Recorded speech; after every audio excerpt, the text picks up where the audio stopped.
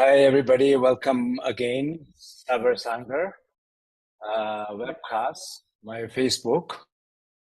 Uh, before we start with our tonight's topic and welcoming our guest, Alex Hudu, I wanted to say today, I'm trying to send some photos to people.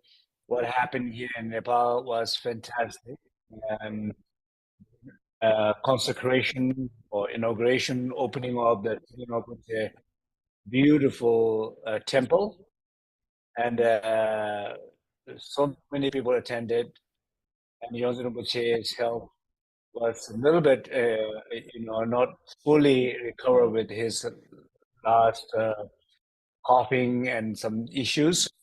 But he was present there. His blessings to everybody, and it was magnificent. And also, personally, it was so nice to see so many people. Some of the people that I grew up with in Orange, that my neighbor, the girl called Dawa, and she was, first time, I don't know, the 35, 40 years I've seeing her, or similar, like many people. Just wonderful place to see so many friends, students from all over the world who I have seen recently, who I have not seen for years. It was beautiful.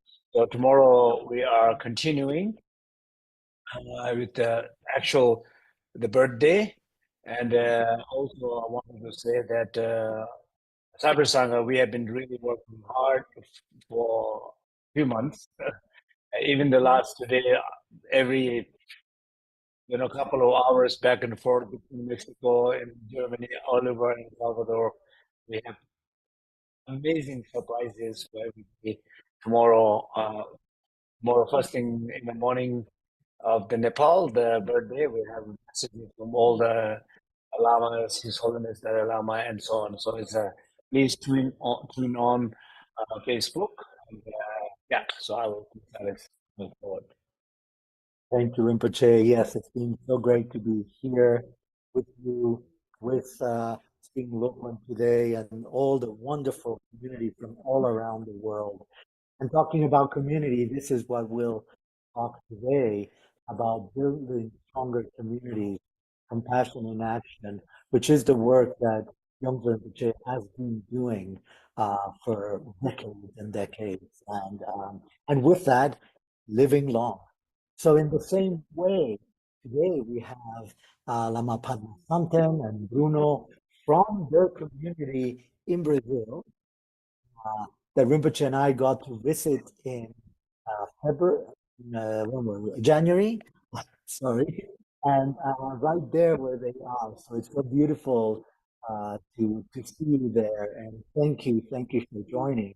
And also we have Rob Patrick, who's the president of the Mincha International, the community that Rinpoche started.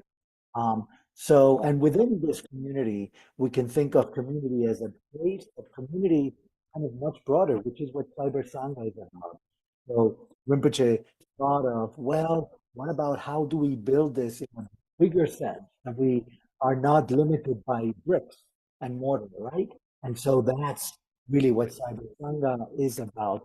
And I think it's also similar to the work of Lama Padma Sangha. So I'll mention a little bit about each speaker today, and then we'll start. So Lama Padma Samten is a Brazilian Lama and has helped countless people in their daily lives and their relationships with Buddhist teachings that relate to the most diverse area of knowledge. He's actually a physicist and has a master's degree in Brazil, and then he became a student of Chagdu Tulku, and this is the center that he founded, the Bodhisattva Center for Buddhist Studies, SEBI, as they say in Portuguese, and in '93 he started with Chagdu Tulku. In '96 he was ordained as a Lama, and he's been having many centers all around Brazil. And it's amazing the work that he's doing. And Bruno Bruno Davazzo, is one of his main students, and particularly there in Curitiba. So welcome you both to be with us. So we are obrigado. Thank you. Um, for those who don't know Rob is started in the Yungan Buan in 2007 and met Rinpoche in 2009. He has been attending many retreats in the Buan tradition. He's also a great student and teacher now of Trungkor, the Tibetan yoga. And he also, his past life, as I could say, he was an investment manager and director of market research. But he has been so fundamentally important in making Mincha what it is today. So with Rinpoche's vision, Rob has been kind of taking this in action. And so welcome you, Rob, from Virginia. Thank you so much for being here. So there's so many things that we can talk about. And I want to start with Lama Padma Thakur. You have this beautiful book that you were saying how to build a community, you were starting with the 12 links of interdependence. And without going into the whole area, tell us a little bit how that grew for you and how that brought this really aspect of compassion and how to bring it into the community that you have built and you continue building. And in, Good morning. For us, it's morning. I would like to say invitation. We're very happy to moment. I think if you speak a little louder, maybe if I'm not hearing, or maybe, yeah, when you have a kind of that's treasure, better. a good thing, when we went, we are happy sharing this, especially Dharma. When we look what Dharma can do for the people, it's we get so happy. Then the community starts with this energy for bringing good things for the people. And it is just to go on, to make the things happen. And that's it.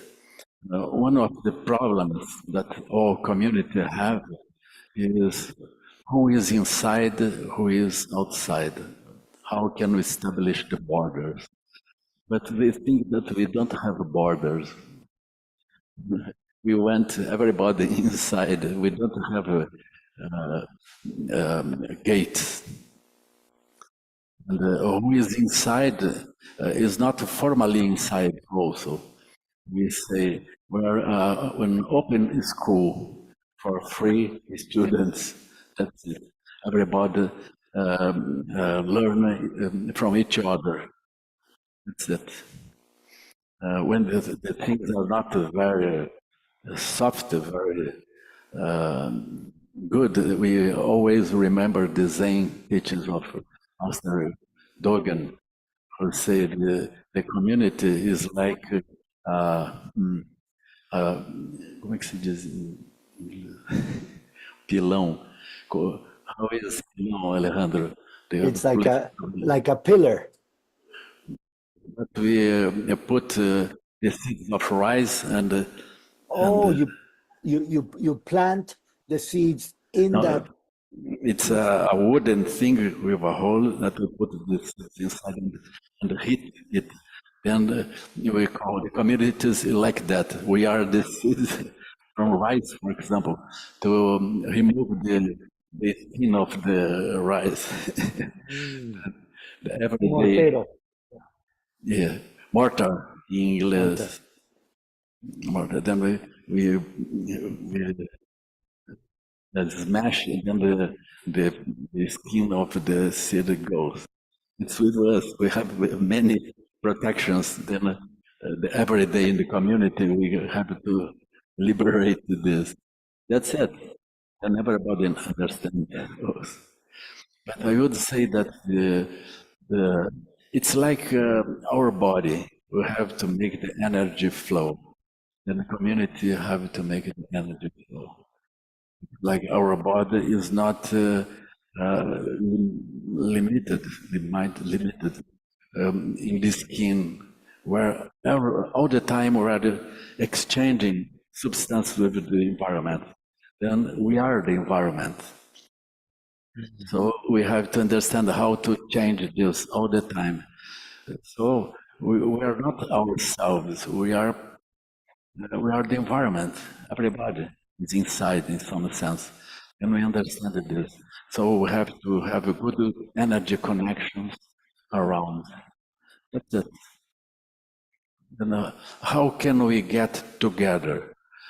We make circles, invite the people for sitting in a circle, and we dream. What is going well? How can we do better? Then the people start to think, and then we can go to a point where we understand each other, like a bubble of reality, like a locker of a world that we construct. Then we feel inside, we start to act accordingly. But the main point is energy. It's not energy of individual, but community, the energy that flows in the community. You say that each person that gets into because we give you birth. We look at that person and say, you are important. What do you think? What do you have to offer? What can we offer to you? Then the energy link establish. Then it's like a mother and a child. When the child is born, we need that the mother is born also. Each one gives birth to the other. In the community, it's the same. We have to give birth, and then we have a birth. The community then arises to that person also. It's not a thing of deciding, but it's a thing of the flow of energy, you know.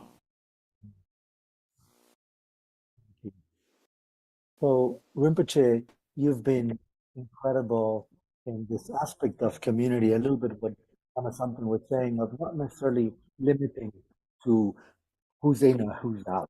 It's really, in this, even though it's a Sangha, it's really open. How, coming from a monastery where you are that community, what brought you to really come into this sense of being so open and even though maintaining the identity of Zen, yet being so open in dialoguing with all the different traditions, and how does that help for you? So first of all, Lama Samten and Bruno, thank you for joining us. And I remember having a conversation with you during my visit in Brazil. This idea of having the right energy in environment in which community is born, a community nourishes itself, community is able to deal with its issues and overcome with its issues.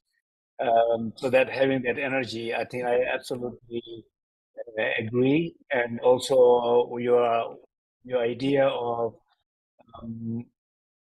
every time when we have a meeting or something like that, not to talk about what is going wrong. Very often people say, when we need to talk, even couples will say, honey, we need to talk, means a problem.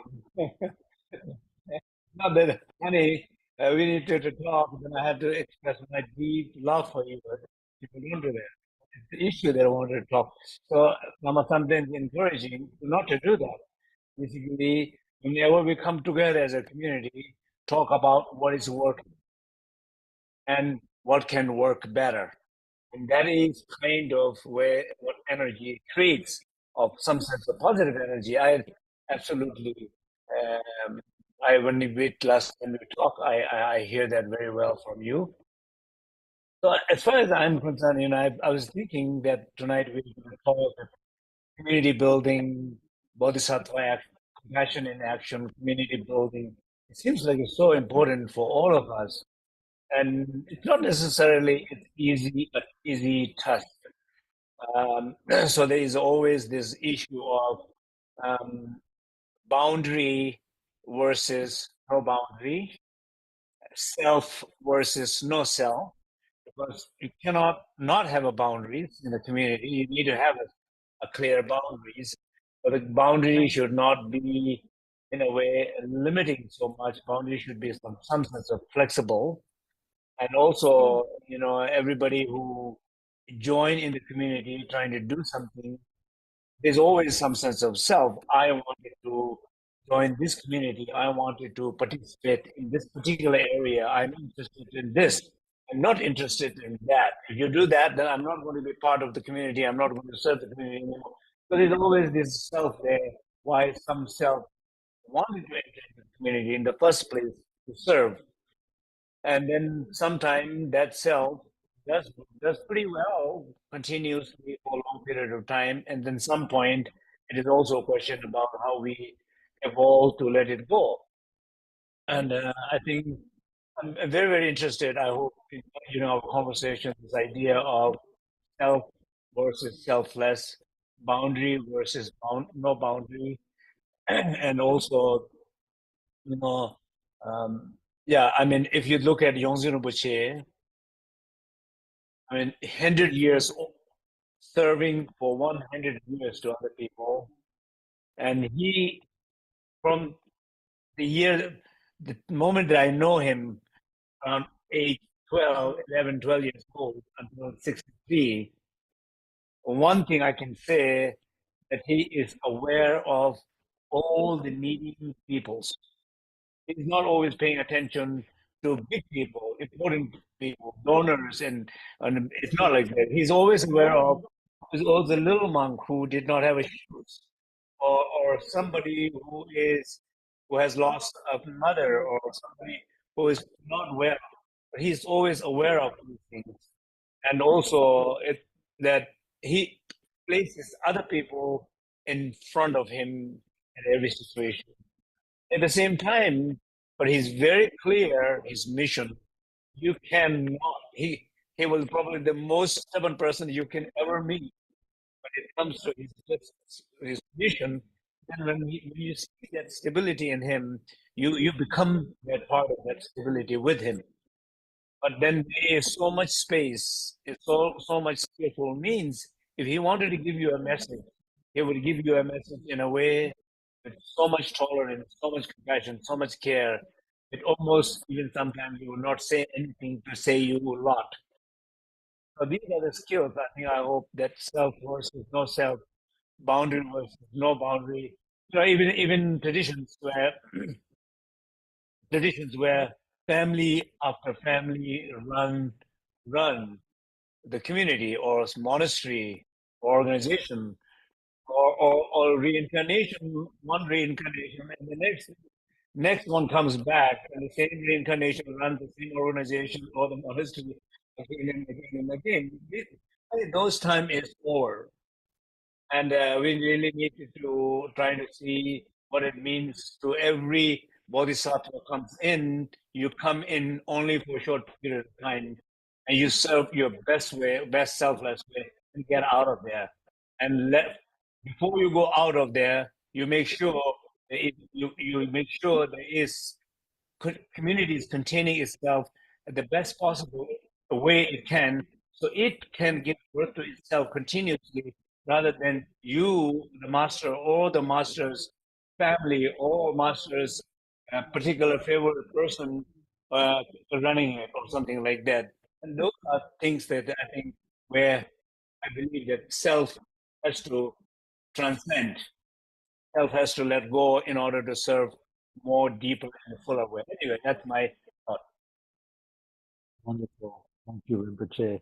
And with that, actually, I was thinking, Rob, how Rob came into the community, and then Rinpoche thought one day, maybe this will be the right person to to continue to be now the president and CEO of Ligmincha International.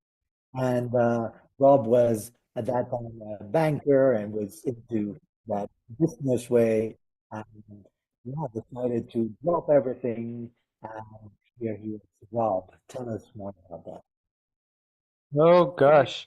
Well, I think like most people who find the Dharma, that you don't find the Dharma because everything is perfect. You find the Dharma because like there's a problem in your life and you're suffering about it, and you're looking for a solution. And Rinpoche had been teaching in Charlottesville, Virginia for many, many years, just down the road from where I lived. And I had never heard of Ligmincha. I had never heard of Tenzomongi Rinpoche.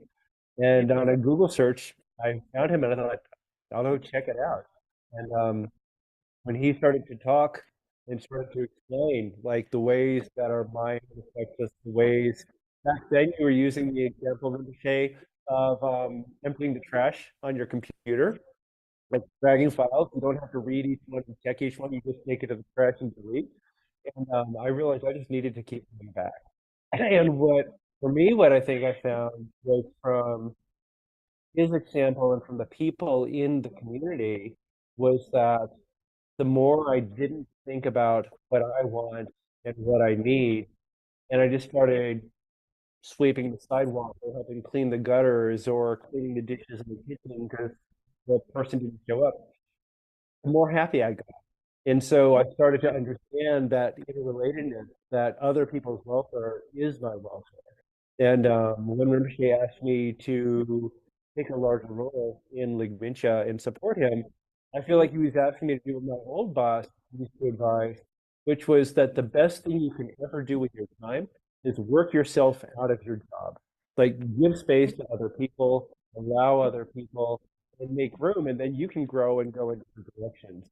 And I know that Rinpoche was spending so much time doing administrative activities and not as much time as he could be on teaching and other more immediately beneficial areas for people. So I was happy to take that, but now I think my wish is, as other people step forward, that I can also let some of those things go. And I feel like in community, what Lama Samten was describing and what Rinpoche was describing, that giving space and allowing each part of the community to find its own voice, to find as much autonomy as it needs, to find its own, where its energy is focused, where its energy lies, and just keep allowing, like Rinpoche said, especially with the Cyber Summit, where there are no boundaries, there's no entrance fee, there's no subscription, there's just come and join because you want to be a member, is just a profound way of making the teachings available and supporting all of us. So Rinpoche, so much thanks for the opportunities you gave me. Thank you, Rob. So back to Lama Samten and Bruno. Tell us a little bit, because this audience doesn't know much about your community, even though, as Rob was saying, with Ligmincha, living close by and yet maybe not knowing. So we would love to hear more about your community. That when Rinpoche and I were there, we learned, but we would love to have our audience learn how you build this magnificent community. Sometimes I use the image that's like a river.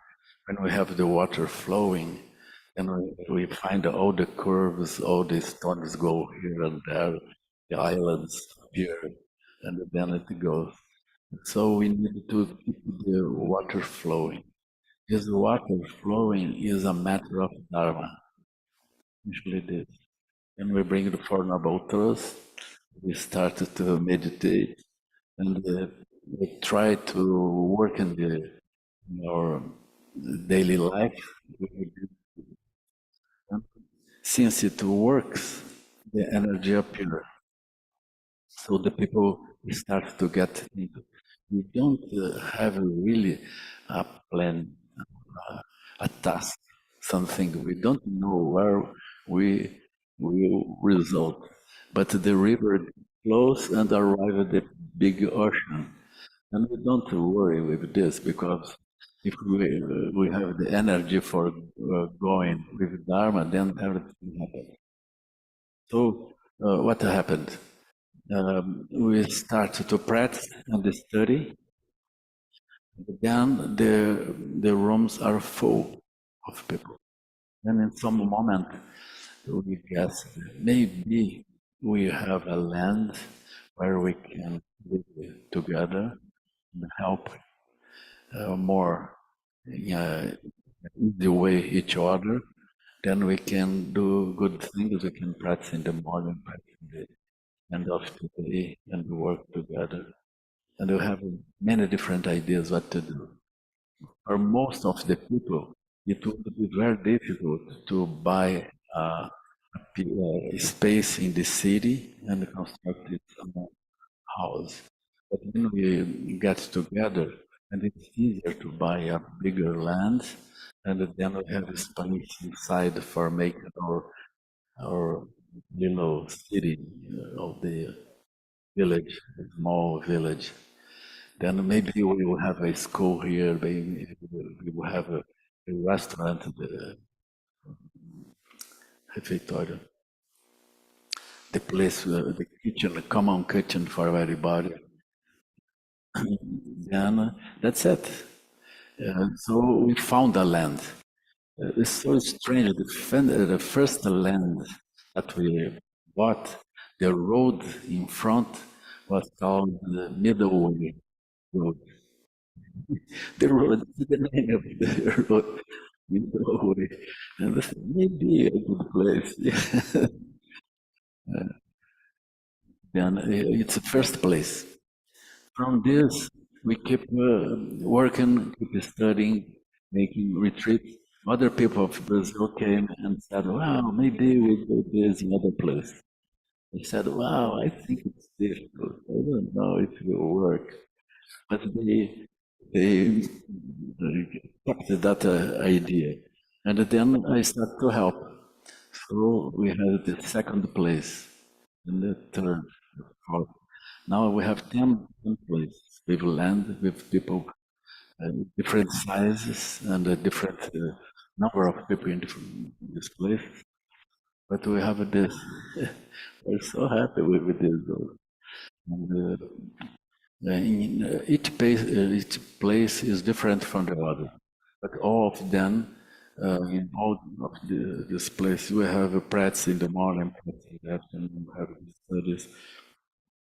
With time, the people get more skilled. Then now we have a good number of facilitators, we call. The people that facilitate the arriving of other people that can receive them, explain, and start the study and the practice.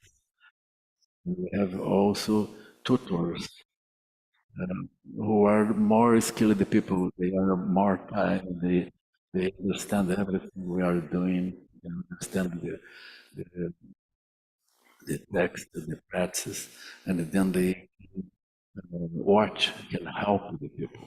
It's not necessary that we have contact with one of the more skilled people, but if they want, it's good because they can help.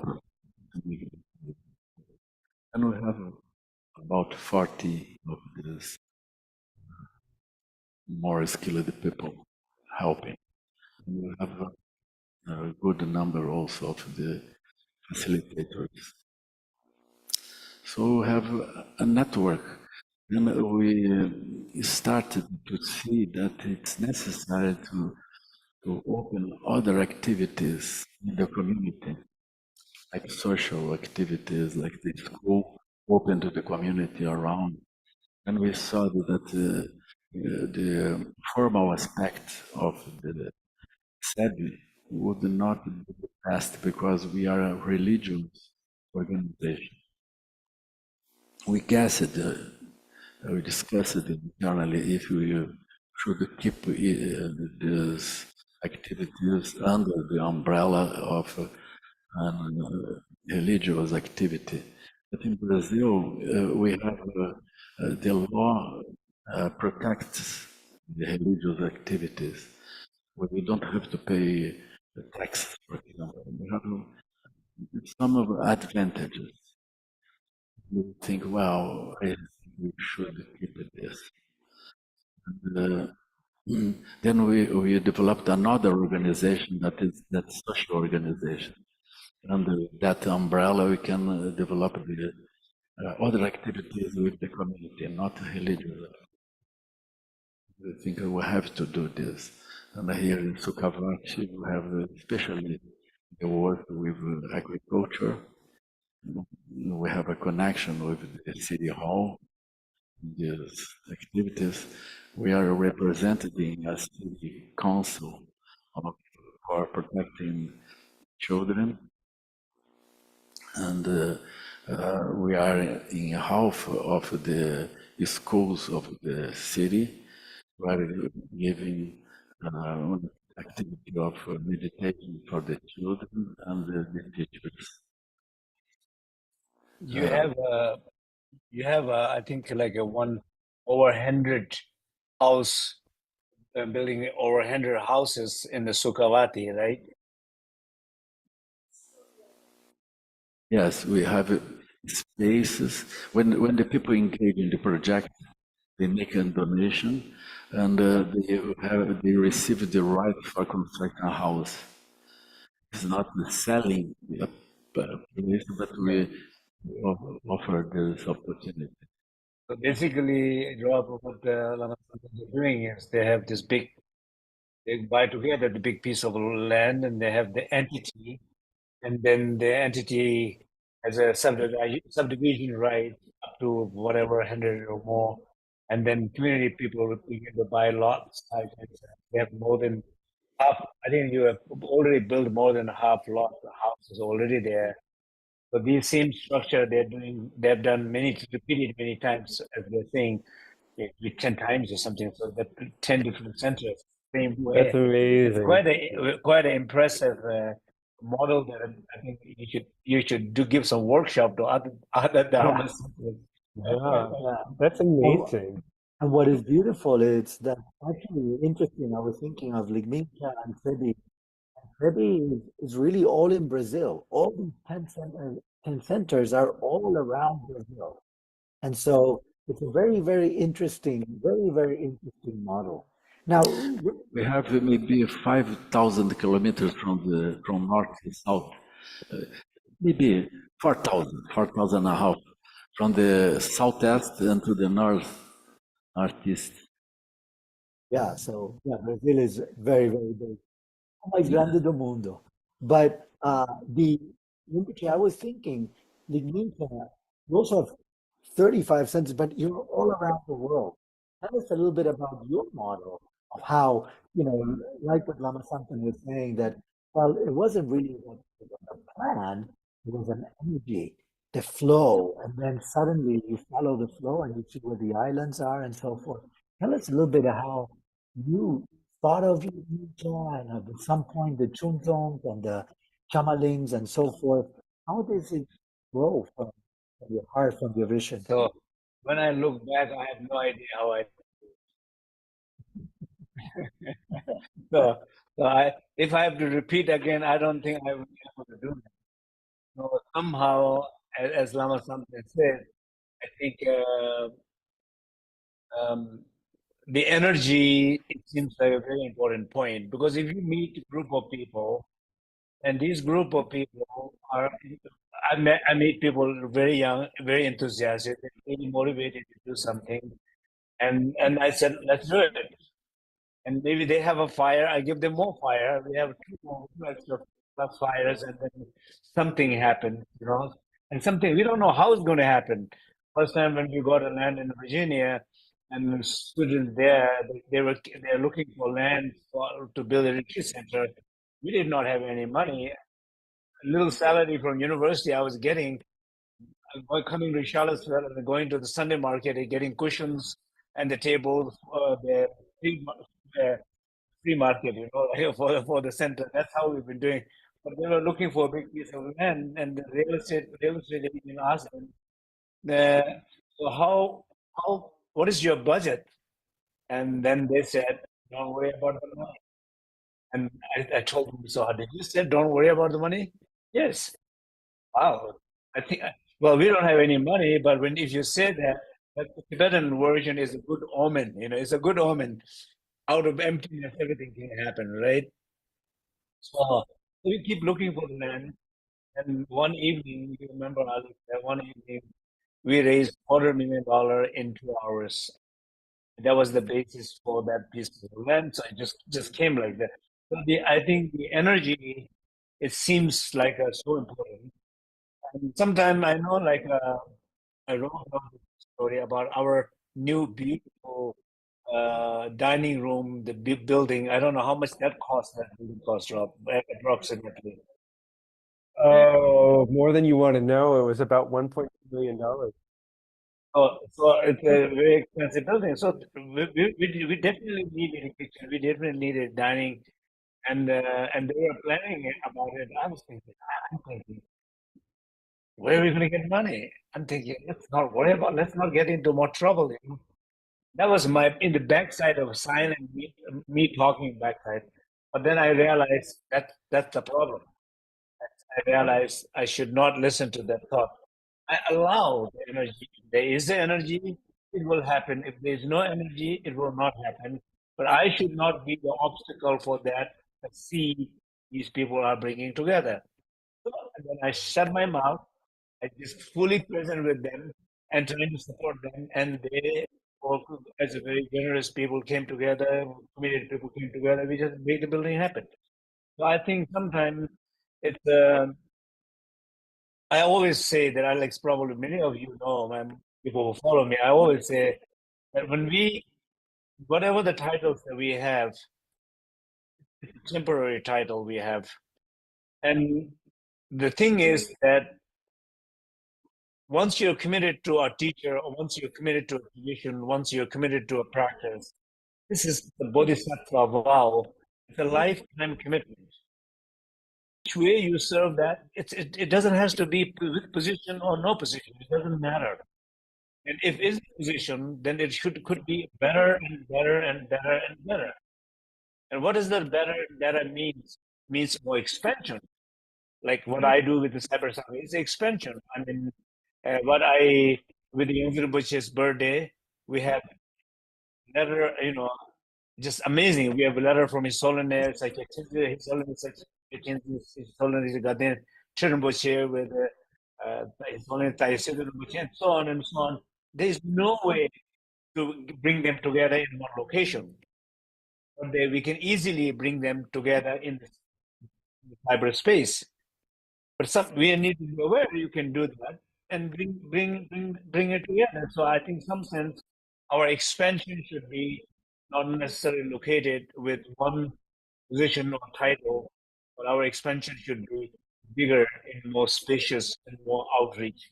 And that means your awareness is talk we did yesterday about attention versus open awareness, focus attention versus open awareness, one single identity role versus no role in infinite possibility.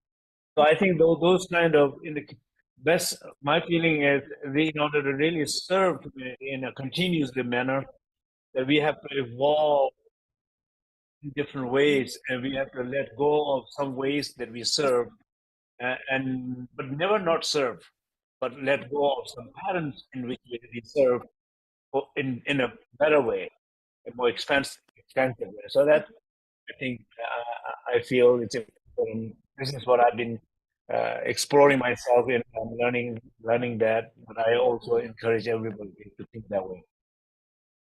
Thank you, Rinpoche. And I was thinking that in the same way that Lama Sampan's place was in Millway, our main place was called Serenity Ridge when we bought them. And so we decided, what a good name. And so our main center in Virginia is actually called Serenity Ridge. And Rob, when you came in and within this very different model that you were using, uh, how did you take this? How did it work? Because you've done a fantastic job in taking this and growing it. Tell us a little bit about that. Well, first, Dolly, thank you. For me, it's just funny for me because so much has happened since 2014 when Rinpoche first asked me to become more involved. But I see there's so much more opportunity. When I look at his activities and the directions things are going and the expansion in different places, I'm like always like, wow, there's so many other things that can happen or may happen.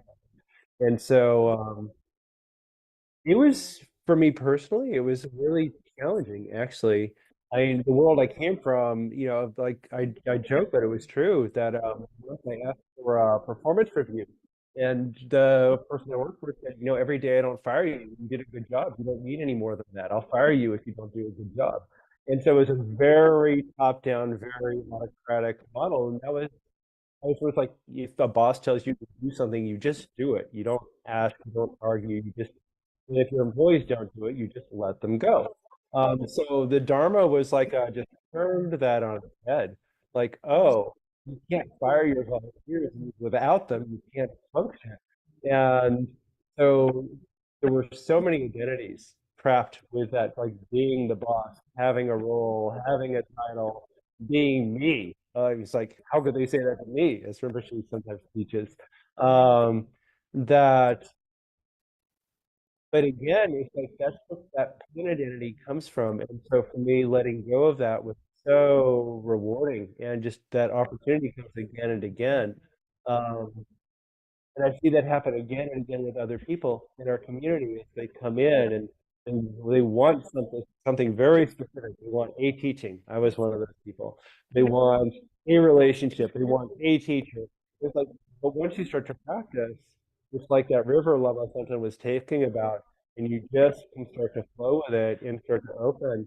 Um, and I think that's the beautiful gift I see in the Ganesha. It's sometimes our challenge, and it's also the enormous opportunity. They're always so often the same thing. The thing that challenges us and the thing that is the opportunity for us is that open nature, that flexibility, like Ligmincha Deutschland, Germany, looks very, very little like Ligmincha Brazil. And the Ligmincha United States is very different from any other. And so it's not always easy to say, what are we? Who are we? But that openness is also what makes things so strong. Like it was amazing when you started to teach in Brazil and the number of students who are coming and practicing Brazil and the way that they're using technology and the way that they're supporting each other in the Dharma is something completely new for Ligmincha, and we can learn so much from them. And some other countries are the same way. Countries that have just a few students or a lot of students. Some have retreat centers like at Trinity Ridge, and some don't. And each place has to find its own way of expressing the teachings. But the things that we have, like the thread of the mala, is the teachings that you've shared with us, and the sort of the expression of them that you've shared with us in making them very approachable to modern lives. We don't have to understand all the Tibetan. I don't speak Tibetan, even though I wish I did. But you don't make that a problem. You just keep offering the teachings. And so I think that's really the gift that the community gave me and that Margaret is to keep support as well. Thank you. Thank you, Rob. Thank you, Rob. I must say that Rob took the responsibility. It made my life clearly much easier, and everywhere I go, even during this time at the Tibetan Nobles, I meet so many faces I've never seen. They come to me like that. They know me being next door. They come to me all on a screen, and all our activity in the Cyber Sangha activity, and thanks to Rob, you that I'm able to give all this time on the other areas, not thinking about the center. So I am forever grateful for all your effort. Yes, thank you, Rob. So I was thinking in the next 15, 20 minutes that we have, Lama Samten, what would be some of kind of advice, if you would, for other sanghas that maybe people are hearing and they're going through some difficulties, and as Rinpoche says, let's focus on the positive things. What are some advice that you may have for other sanghas to continue building and growing and expanding?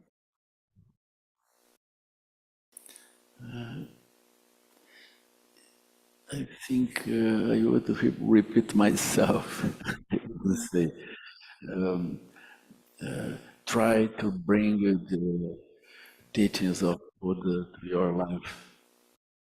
General sense is this, because if we think the Four Noble Truth, understand that the avidya and dependent origination is the way that we construct confusion, we construct the locus where we are caged inside. When we realize this, then we see that we can overcome this. We can at least enlarge a bit our faith. We can do things that we couldn't do in other time.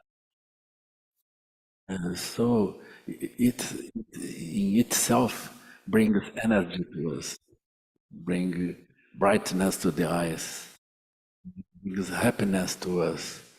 So when we practice Dharma, it brings happiness. This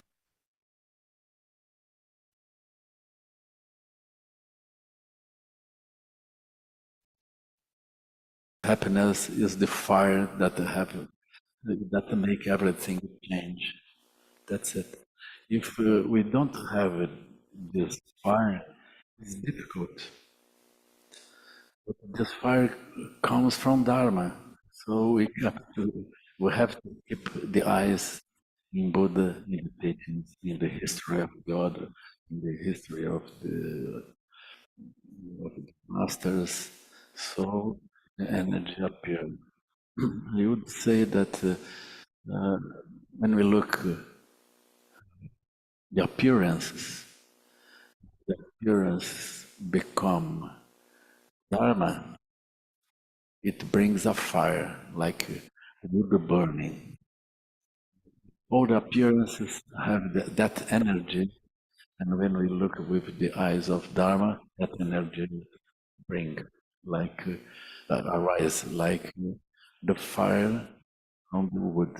That's it.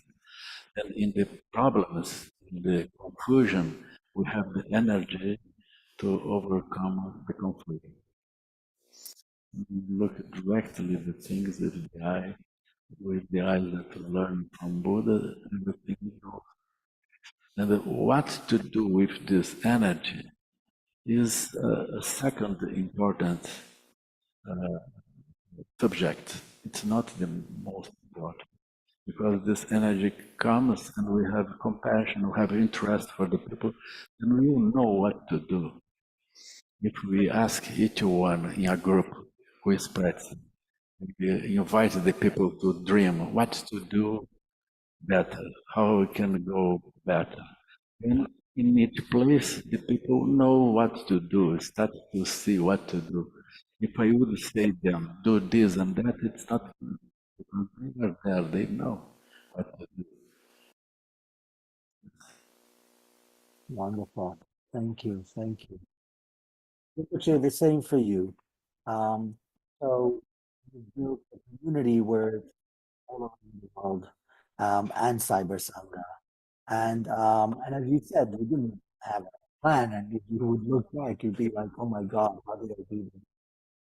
But, but on the other hand, what are some of the advice that you would give to sanghas that are starting, sanghas, even our own, kind of where should we pay attention to, kind of going to yesterday's conversation? Where should we put the attention as we grow in the sanghas, we develop both as ourselves, kind of the self and the selfless? So we can think about a spiritual community. We can think about a sangha. I think as we know, in even Tibetan tradition, coming from Tibet, exile in India, some transformation there. From there, Geshe's teachers coming to the West, there another transformation there. there's always evolving changes are happening in the teachers, in the way the container of the teachings. So I think one thing generally, my sense is not, I will go back to Lama Samteng's this discussion about the energy. I think you have to see if there's energy is there or not. So if the energy is there to something to happen, I mean, probably that's what all this retreat center I did because the energy was there. But what I did not do, I did not stop those energy. I jumped into those energy. I ignited those energy. I supported those energy. I guided those energy.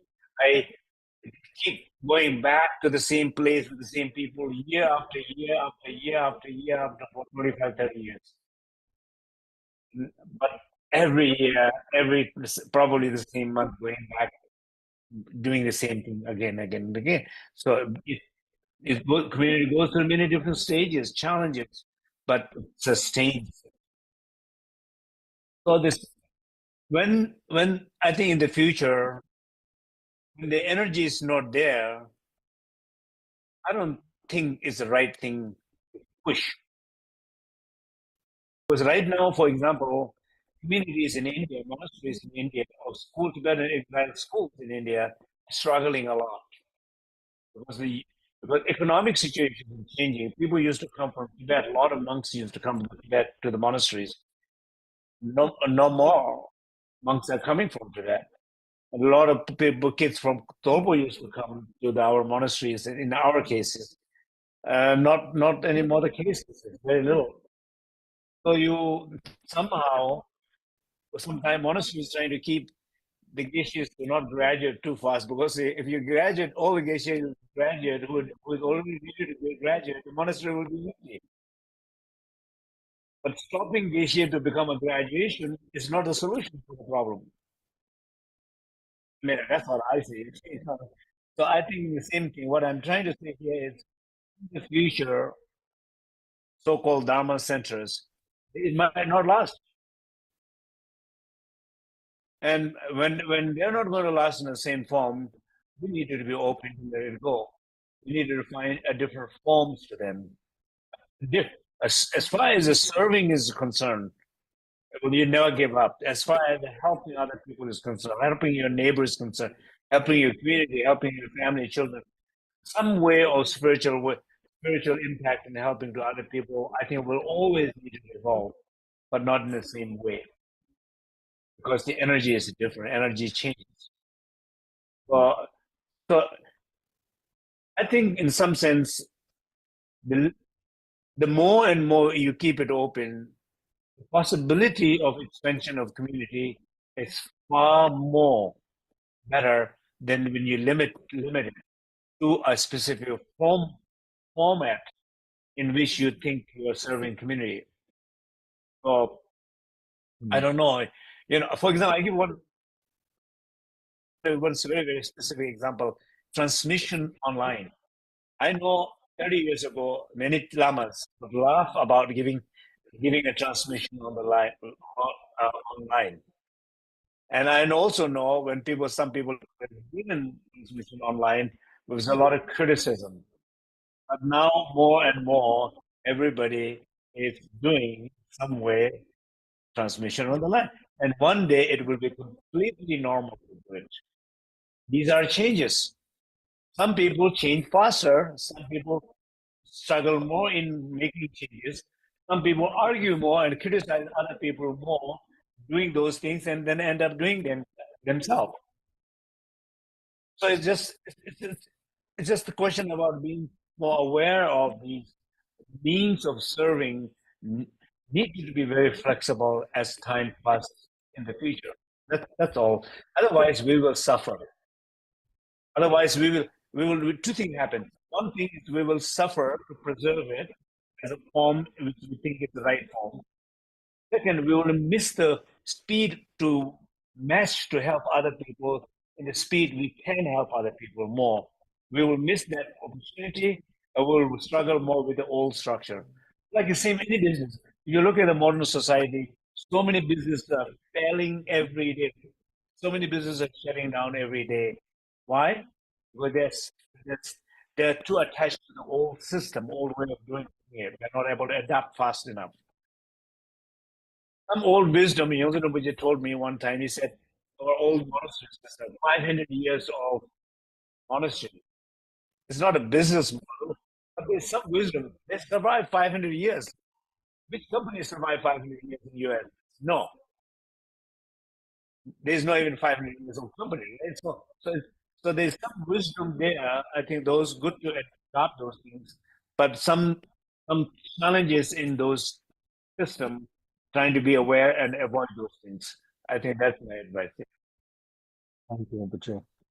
Rob, I was thinking, when you came, when you took some of that baton, um, one of the things that the big change, one of the things I saw being with Rinpoche for 30 some years, is that, brought that idea of, well, we have places everywhere, but why don't we create Ligmincha International? And and I know that you actually traveled yourself to know different Mhm. places and start to know them a little better and start to interact. And can you tell us more about that model and how you felt it's helped or it's helping because you're still growing in this growth expansion? Yeah, I think you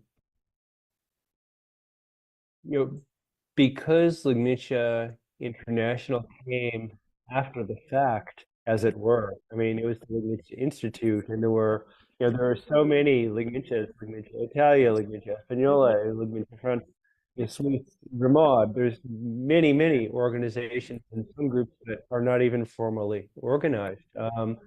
That when we started to put it together, I think why was an open question to some degree. And what we've really tried to make our goal from an international perspective, I think, are several things. And one is that in the same way that Rinpoche asked me to come in and support him because he wasn't just the head of the Ligmincha Institute in Virginia. He was the head of Ligmincha Poland and Ligmincha Germany and Ligmincha Mexico, and everybody was asking him the same questions. And that's because most organizations have many of the same issues. We don't have enough money. We're having this conflict. We're not sure what to do next. We're not sure how to go. We're not sure. And so the idea is just to draw more connections. And so, one of the things that I've seen that I can take zero credit for, but as we've created the Mission International, as we've tried to connect people, like within Europe, there's so much collaboration. Poland is working with Germany, and Hungary is working with Czechoslovakia, and Czechoslovakia is working with Hungary too. And there's so much conversation and so many ways we can support each other. Recently we have a very dedicated but small sangha in Ireland, and the woman who's been organizing and leading it for many years, someone else to step in and help keep that group going. But he needed training, and because they didn't have an authorized MZE, he's been working with an MZE in Poland, who's been, they back and forth, and he's gone through a course. But that kind of support across languages and across geographic and political boundaries, I think, is a really important thing that we're continuing to see. We have Ligmincha South America, so the countries in South America are really talking and supporting each other and working to bring the teachings together. In the United States, we're a little bit more scattered still. I'm hoping that energy will come to the States as well. And then I think the second thing that really, because we had Lincoln Community International became possible and now is replicated everywhere, COVID shut down Dharma teachings everywhere. You couldn't come to a retreat center. You couldn't come to a community center.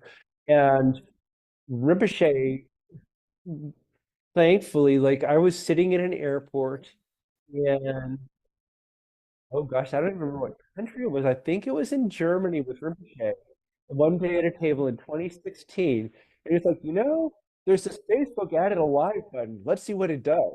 And we sat at the table and we started. It was so complicated. like literally a week after Facebook Live, Rinpoche was exploring how can I use it, how can I share with it, and so when COVID hit, 4 or 5 years later, he it was his idea. He said, "Let's just do it on Zoom." And I'm like, no way can you run an entire retreat in multiple languages on Zoom. And it was tricky, but within 60 days of COVID shutting down our retreat centers, we were running retreats on Zoom, and we had 700 people come to our first one, more than 700 people. We had 11 languages translated in real time.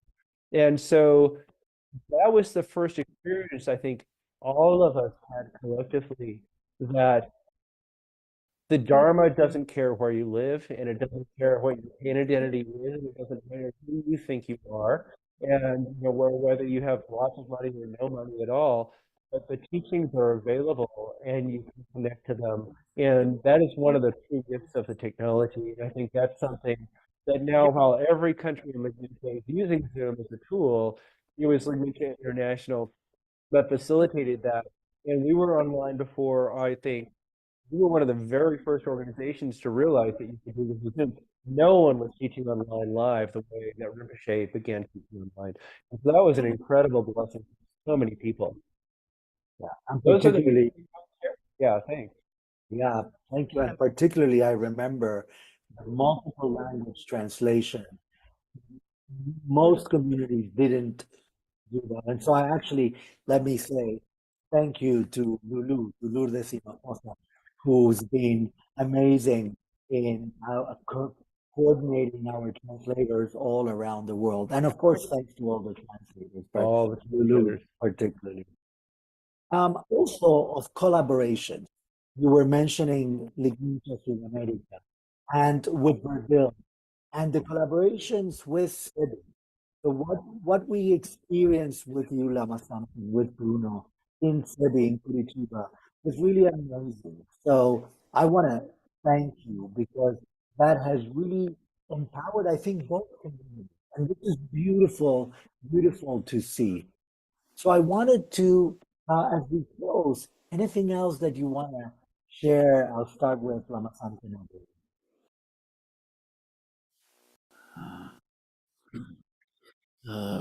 I feel that, for example, Rinpoche, when he came here, he bring a lot of energy to all Sangha. We don't feel really we have two Sanghas. We have one Sangha. And have different persons helping that Sangha to go. Imagine, it's the Buddha's Sangha, it's not our Sangha. When Buddha was approaching to death, he said, I will not appoint any successor, but I will appoint Dharma as a successor. Then Dharma keeps itself alive because it's not a kind really of an organization. It's a kind of a way of seeing that is much profound. It's totally profound. It's the only way to overcome that kind of fatigue, that kind of difficulty. All beings have. That's it.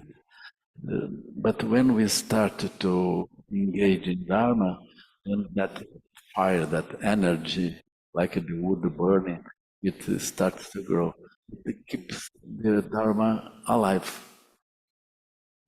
We may imagine, well, we constructed a temple here, the altar, but it's not really, because it's not us who did this, but that energy, that energy, no temple, no altar, no shrine, nothing. Then Dharma keeps it alive itself. That's it. Then I think that we have to not take too seriously difference between the groups, because all the groups are like different plants, Plants. different plants, Yeah. but from the same soil, same sun, same water. Then it's beautiful to see the diversity, and we see how can Dharma come close in different places with different forms. That's it, and we enjoy this. it's a kind of feast for us, and we hear other things. The different masters can come here, and they bring the same thing, but in different way. Everybody smile, everybody be happy. It's a feast of Dharma.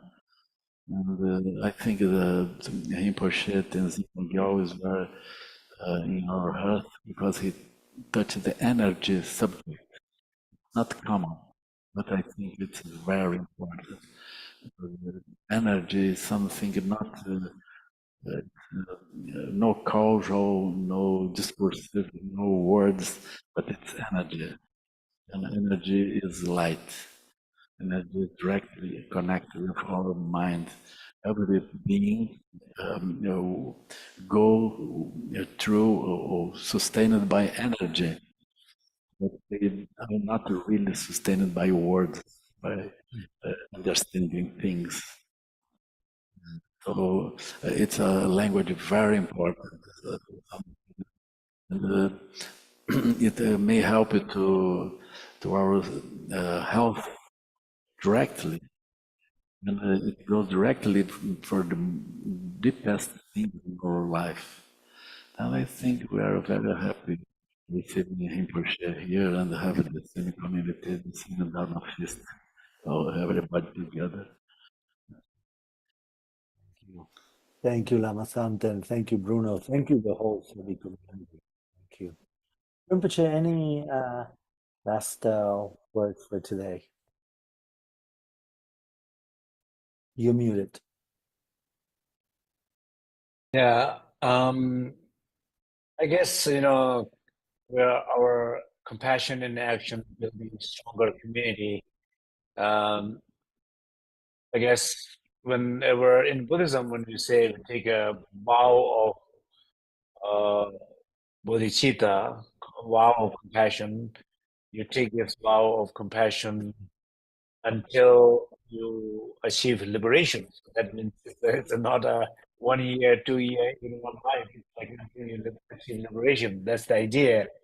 So maybe not until you don't know what happens until you take liberation. But at least in this lifetime, we know that maybe all in a different age groups, So you have maybe 10 more years, 20 more years, 30 more years, 40 more years, but not more. So, and then if you look at those years, it's a very, very short time. So what does that mean in the end? We might have our pain identity, might have a lot of different stories in us. We have to remember every day we have one opportunity to serve.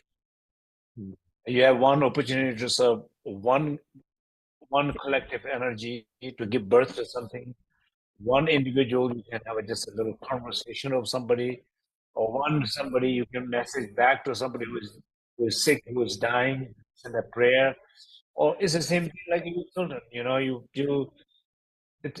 You might have a lot of stories with your children, but in the end, the respect and love is the only thing that really, really matters in those sacred relationships. If you don't have that respect and that love, no matter how great your child is going to do in terms of the worldly things, how great an innovator it is, what a great famous person becomes, the richest person it doesn't matter when there is no respect and love between that parent and children. It doesn't matter. That's not where we value things. So the same way in Dharma, I think every single day, every moment, when we have opportunity to serve someone in some period of time, that's the only opportunity you have. You just do not want to miss that opportunity. Do your best. That's all. Because it's not going to last forever anyway. That time will pass very fast, and don't miss the opportunity to serve. Thank you, Rinpoche. Thank you. And Rob, also saying before as we leave. Thank you. The last thing I would say, I wanted to come back when Rinpoche was just touching on it, but I wanted to frame it maybe a little differently. I think, what we're talking about when we say compassion in action is we have, the the three bodies, the three kayas, or the Buddha and the Dharma and the Sangha. And the Sangha is the body of the Dharma expression. And just like our own body, we can injure it, we can harm it, we can get sick, and we have to be respectful of it. We have to acknowledge when we're hurt. We have to treat it when it's hurt. Maybe I need to wash my wound and put some antiseptic on it and bandage it. Community can also be hurt. Conflict can become so severe that the community even dies. And so I think because the teachings need the community to continue and sustain, the community is the container for the fire that Lama Tsopan was talking about, that the pestle goes in, that grinds everything. And so when there is a conflict, when people are fighting, or when there are different visions, I think it's really, really important that we acknowledge them as quickly as we can, not because we want to talk about what's wrong, but because we need to say, this is how I'm feeling, this is how I'm experiencing, this is what's dividing us. And if we can come back to the four immeasurables, to the love, to the compassion, to the joy, to the equanimity, and say, what have we done? What have I done? What have we done that has taken us and disconnected us from that manifestation of the positive qualities? Then there's a solution. And sometimes the solution is we can't do that together. And often, though, the solution is like, oh, that's my pain identity meeting your pain identity. And if we just let that settle down like that dirty water, settling down and becoming more clear, then the way forward becomes really, really clear. And then that vehicle for more people to find the teachings can be sustained, as it has, like Rinpoche said, the monastery 500, 1,000, 1,500 years ago. These teachings have survived for thousands of years. And as long as we come back to the purpose of the teachings and to the transformations that they provide for, then I think they'll always be there. Thank you, Rob. And thank you, everyone. But before we leave, I want to say a little bit about tomorrow. So tomorrow, as Rinpoche was saying, is the actual birthday celebration of Yongdzin Rinpoche, and so there'll be a lot of things in Cyber Sangha, so stay tuned. One thing that Yongdzin Rinpoche transmitted today was stay healthy and keep practicing. And so it's important both as you were saying, as a body, individual body, but communal as well, the community, the Sangha. But also we have at night here, morning over there, same time, 8 a.m. New York time. Tomorrow we have another dialogue, and it's called The Science and Practice of Compassion, and it's about the program that Rinpoche started as a lay program called The Three Doors, and then within that, the Compassion Project that Marcy Vaughn and Gabriel Rocco started. And tomorrow we'll have Marcy and Michael Gorsiak, who's been both part of the program, but also a researcher. And that research was written a paper together of it, and we'll talk about that in the new paper that is coming out as well. So stay tuned, The Science and Practice of Compassion, tomorrow with Rinpoche, with Michael Gorsiak and Marcy Vaughn and myself, and of course, all the activities that are happening tomorrow at Rinpoche that may be bringing joy and light into everyone's heart. Thank you again. Thank you, Rinpoche. Thank you, Lama Samten, Bruno, Rob, and all the support behind Eric, Woolley, and so forth. Thank you, everyone, for watching. Thank you all. Thank you, Rob. Thank you, Alejandro.